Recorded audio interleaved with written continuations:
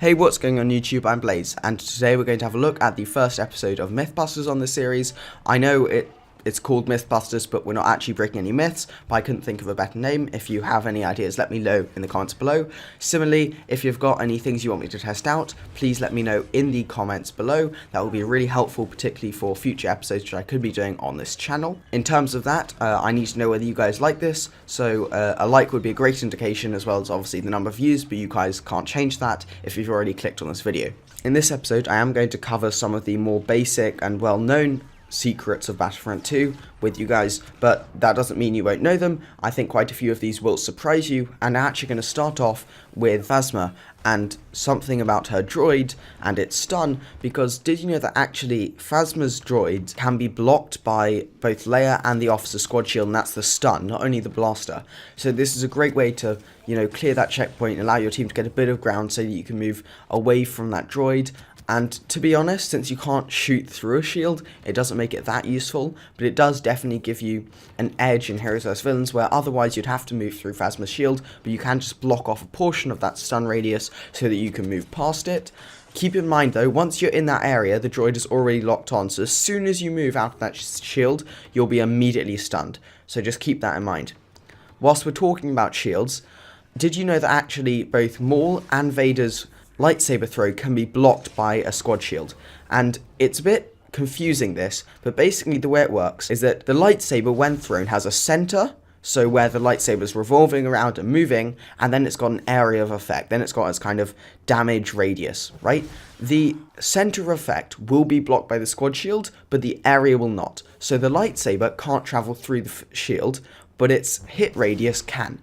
So if you're standing at the edge of the shield and a lightsaber's thrown, you might still be in the radius, so you might still take damage even though you're inside the shield, but if you move further back out of the radius, the lightsaber will still be blocked, where otherwise the squad shield wouldn't protect you, but you won't take any damage. As a Vader or Maul player, you can actually abuse this by aiming your lightsaber above or to the side of the shield, so the lightsaber or kind of its vicinity moves to the player, but it has to go around the shield. So you can't have your reticle at the shield if you put it away. So just over the shield, for example, as long as it's not at the apex, so if it's anywhere but the top of the shield, you should be able to see in the gameplay that you're watching now, you should be able to throw the lightsaber and it'll go past the shield, but its damage will be taken with it, and actually the damage can pierce through the shield, so enemies inside will still take damage. To sum this up, if you're playing as the officer or Leia, you want to stay well inside your shield so that Vader or Maul players can't accidentally hit you through it.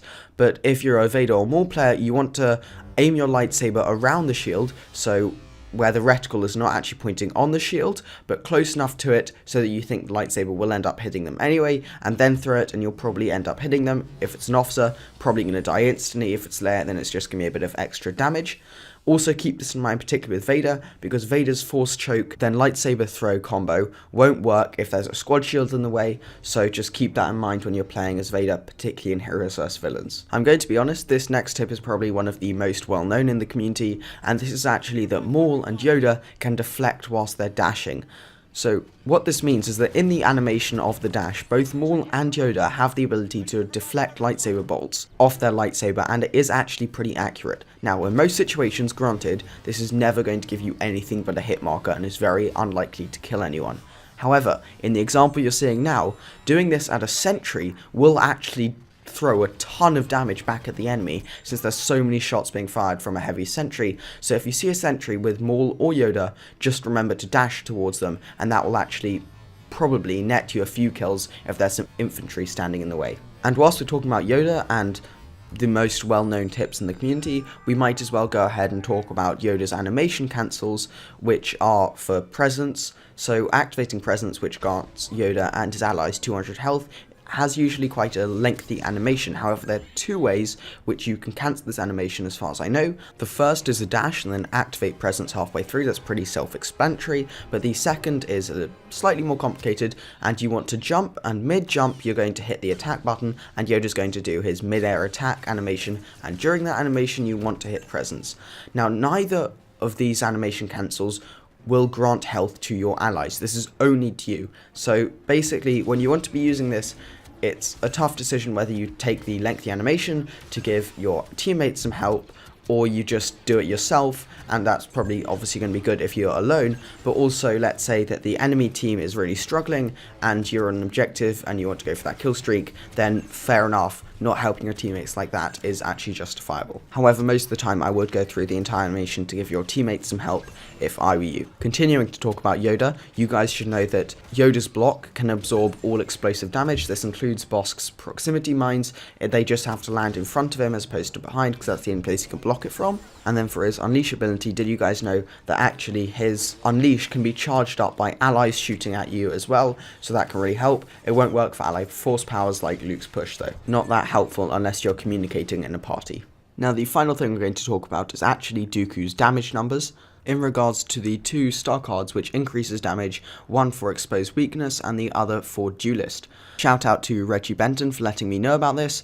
Though I was skeptical at first, I found out that actually Dooku can 3-shot the vast majority of heroes.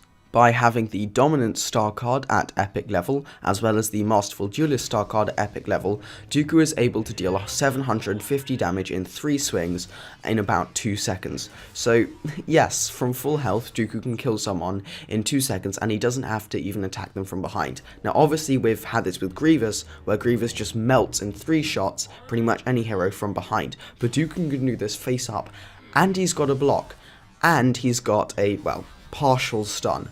So really, these numbers just show how powerful Dooku is at melting singular targets. Now, Reggie did say that Dooku's card for extending the duration of exposed weakness is the other one he put in his loadout for absolutely destroying in Heroes vs Villains.